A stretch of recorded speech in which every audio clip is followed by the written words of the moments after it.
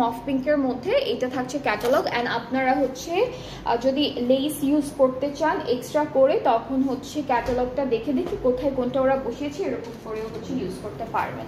অনেক extra panel বা লেসিস use করেছে। সো এটা হচ্ছে হ্যাঁ অনেক কিছু কিন্তু অলরেডি দেওয়া, আমি তো দেখাচ্ছি আপনাদেরকে, অনেক প্যানেল দেওয়া, অনেক প্যানেল।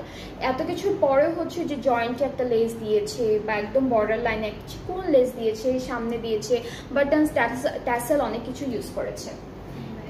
এটা ব্যাক পার্টটা, ঠিক আছে, এটা ব্যাক এক্সটেনশন,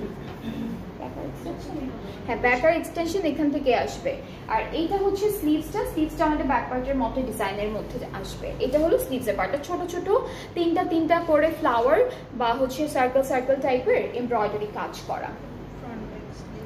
আচ্ছা এটাও ফ্রন্ট আর ব্যাক পার্ট স্লিভসের পার্টে সব জায়গায় বসবে, ফ্রন্ট ব্যাক স্লিভসে বসবে।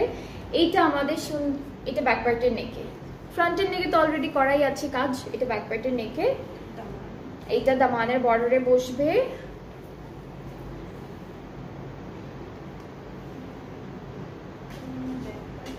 আচ্ছা এটাও হয়তো বড় ব্যাক পার্টে দিয়েছে অথবা প্যান্টে ইউজ করতে পারবেন, দেখা যায় না। ওরা হচ্ছে অনেক সময় হয় কি ওরা কাপড়ের মধ্যে প্লিটেড করে অনেক ডিজাইন করে ফেলে, সো এক্সট্রা যে প্যানেলগুলো আছে সবগুলো ওরা বসায় না।